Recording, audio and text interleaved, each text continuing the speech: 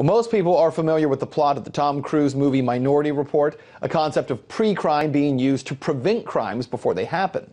Well, there's a new software system attempting to do something very much like that by forecasting the highest risk times and places for future crimes.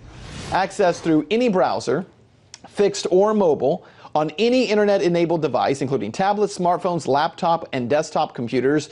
Beware, that's the name of the program from Intrado.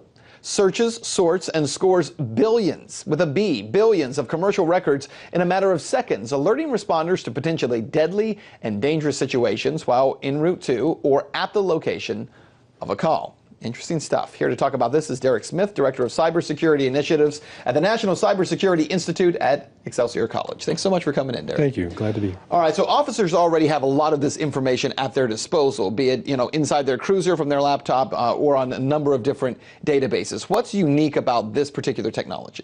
Well, with this, in the past, we've been doing this for years. Sure. We've done data collection and intelligence gathering for years, but now we're able to use technology to do it much quicker and have the technology right here at our hand, have the information at our hand where we can react quickly with it in order to be more proactive than reactive like we've been in the past. I was reading up on Beware today, this particular technology, and one thing that is unique and stood out to me is that the technology is actually scanning, it says, commercial, criminal, and social media information, as well as any, quote, comments that could be construed as offensive in order to be able to determine a threat score. And then each suspect, I guess, if you want to call them that police are responding to, is assessed through this technology a threat score on different levels, green, yellow, and red, based on comments they've made. Now, is that a slippery slope because obviously the algorithm doesn't have the ability to judge intent of content or comments. Rather, it has the ability to merely gather these words and then assign a threat level. Is there an issue there?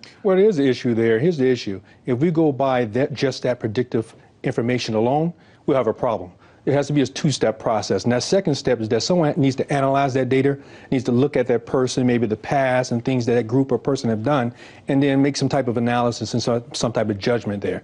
Without that, you're going to have an algorithm telling you what crimes are going to exist, and there could be a problem with that. And the algorithm's telling you not just that a crime could exist, but it's actually telling you who's going to commit that crime. That is correct. It's trying to forecast based on maybe your past behavior or what is seen in your social media, and that change of behavior, changing the things you're posting about, and then they say maybe this person is going to perpetrate a crime in the future, and then they want prevention from the police officers. One of the problems though with that idea as well is who determines what is threatening behavior or comments that can be perceived as being threatening. And so someone has to be programming that algorithm. Someone is directing the algorithm, are they not? Yes, and that's where the problem is, because now we're looking at biases. We're looking at people making judgments about certain groups of people or certain things that are said. So we have to make sure that training is there. We have to make sure there's policies in place to make sure that doesn't happen. But of course, I see that as a big problem with this technology. Certainly so. An opinion piece published in Reuters questions this program, saying this, quote, "There are many troubling aspects to these programs. There are, of course, obvious risks in outsourcing traditional police work, determining who is a threat to a proprietary algorithm. Deeming someone as a public threat is a serious designation, and applications like Beware may encourage shortcuts and snap decisions." Derek, certainly in the last few, especially months, we have a lot of issues that are being discussed in terms of policing in this country and how police are assessing certain people, certain situations. One of the big stories in the country right now is this young man, John Crawford, who had the BB gun inside of a Walmart and was shot to death inside that Walmart. Officers responded based on information given to them by a 911 caller who said there may be someone walking around with a weapon. And it was based on just that little bit of information that they made a very, very poor decision.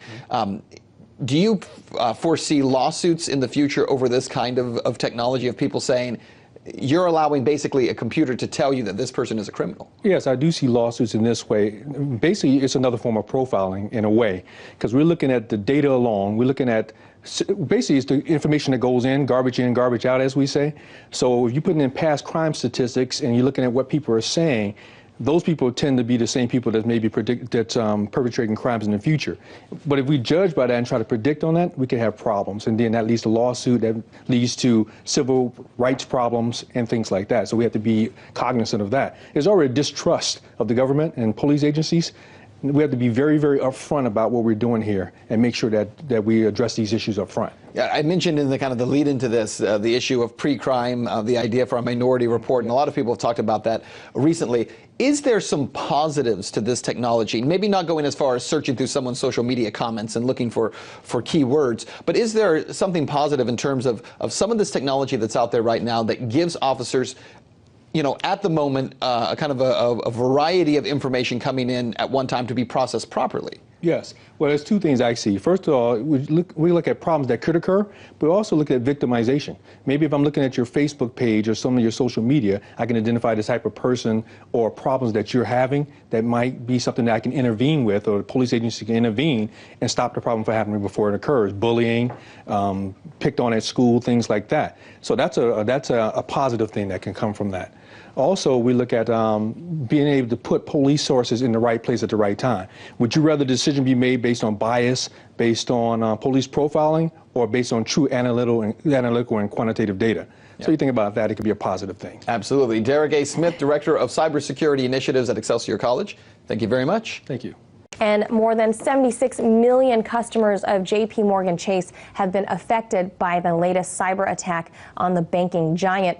More than a month following J.P. Morgan bringing this hack to light, still very little is known about who perpetrated the attack. What we do know is that the hackers' computers could be traced to hacking attempts of at least 13 other financial institutions.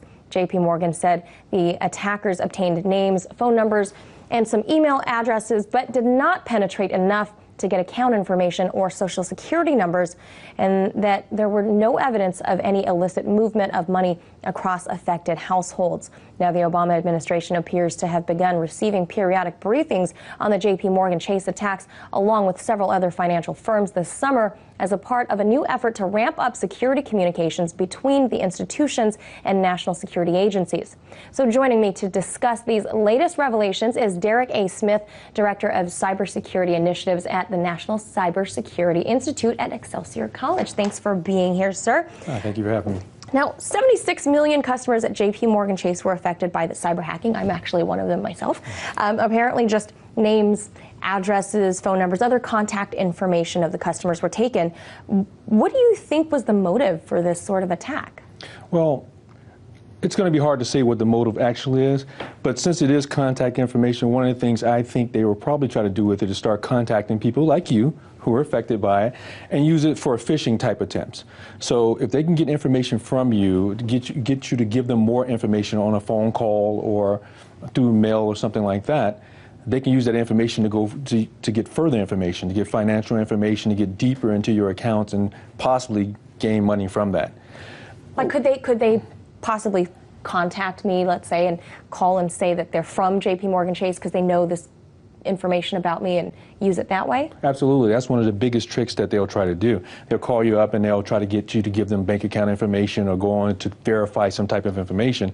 And with that, now they have the key to your kingdom. They can actually go in and access your information. So if they do call or do something like that, the bank will never ask you for that type of information. So you should say thank you very much, and you should hang up and probably call your bank. Follow with your bank. And now some have said that the aim of this J.P. Morgan breach was targeting Wall Street itself, stating that the point being to hit the high net worth private clients so they can contact them directly. Has this breach changed the focus, perhaps, of the U.S. fight against cybersecurity? I don't think it's changed the focus. I think that's been our focus for a while. I mean, we've seen these type of breaches for years now. They keep getting larger and larger. We see Target, we see Home Depot, those type of things. As you said, there's been 13 financial institutions that's been breached or probed. So I think we're always going to be vigilant, and although there are, well, one of the big things is phishing is that they want to try to contact those high-level folks, but they've been doing that for many, many years. Once again, just be vigilant, don't take those phone calls, and then keep doing what you're doing. Do you feel that the Obama administration's heightened awareness, if you will, of this particular breach is it politically motivated? Seeing as now they seem to be a little more aware because it's attacking the banking industry. I don't think it's politically motivated. I think that it's a big concern when our financial institutions or any institution is attacked or you start to probe in that way.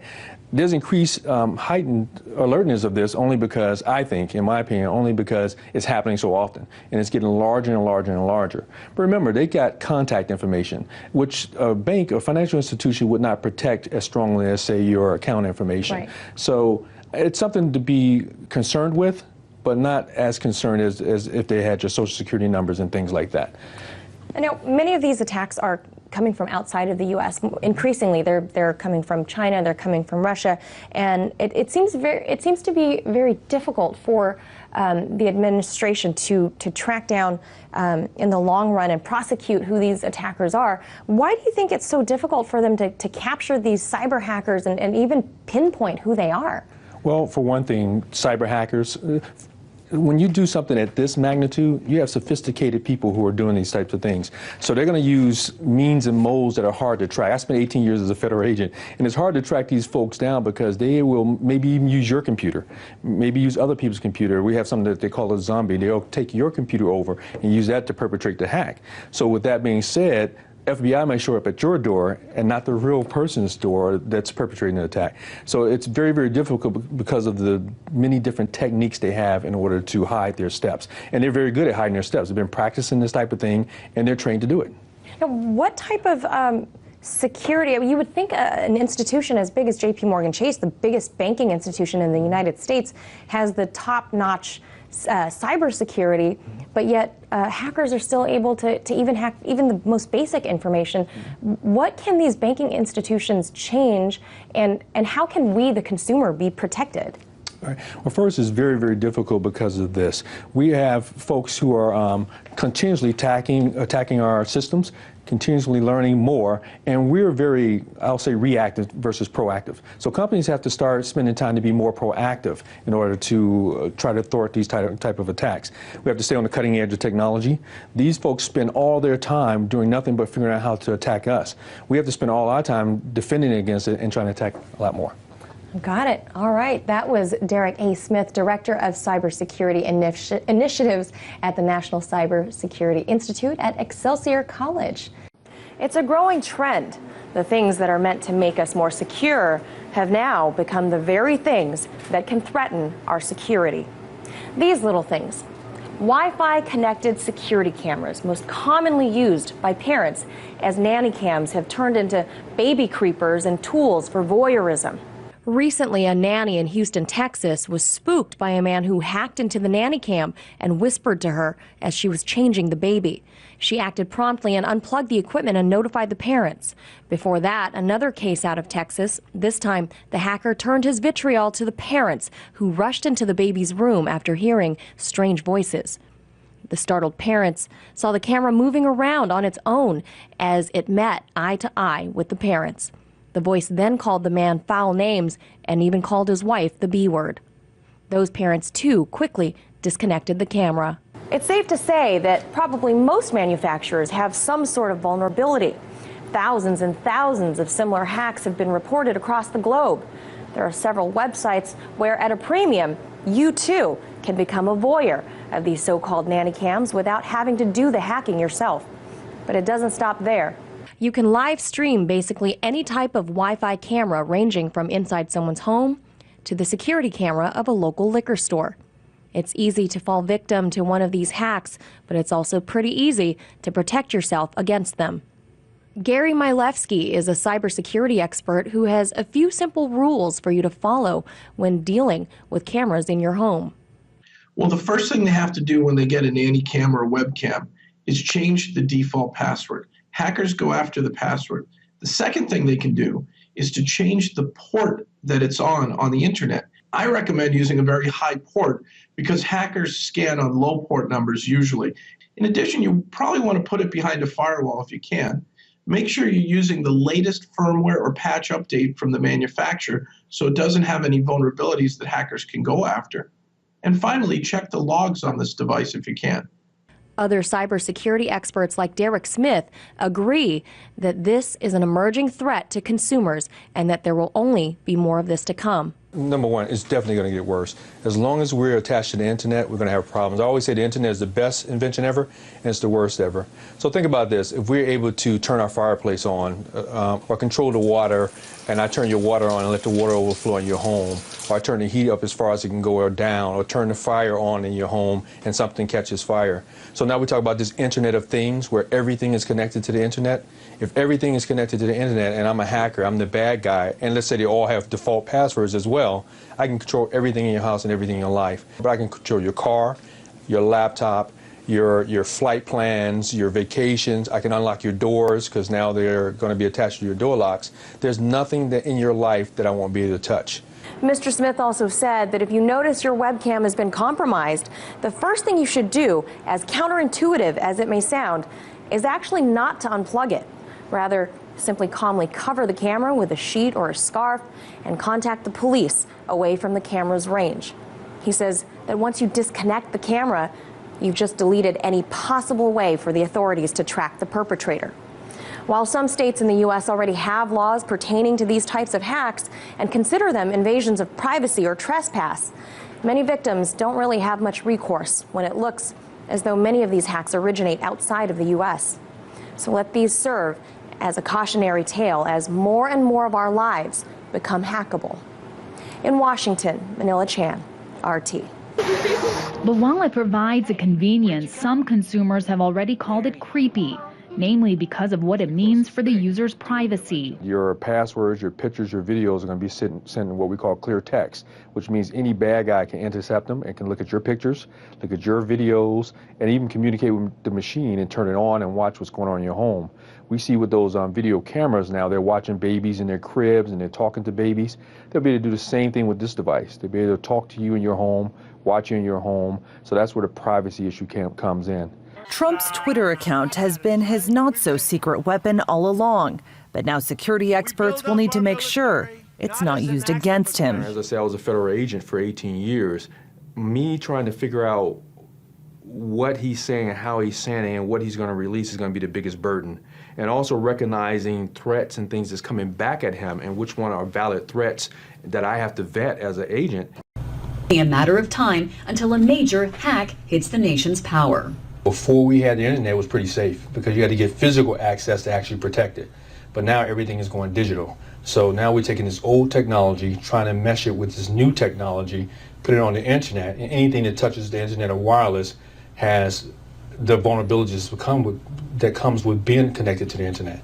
Smith says the use of cybercrime as a weapon by nation states and criminal gangs means Washington must prepare for the worst and work with private industry to secure the nation's power grid.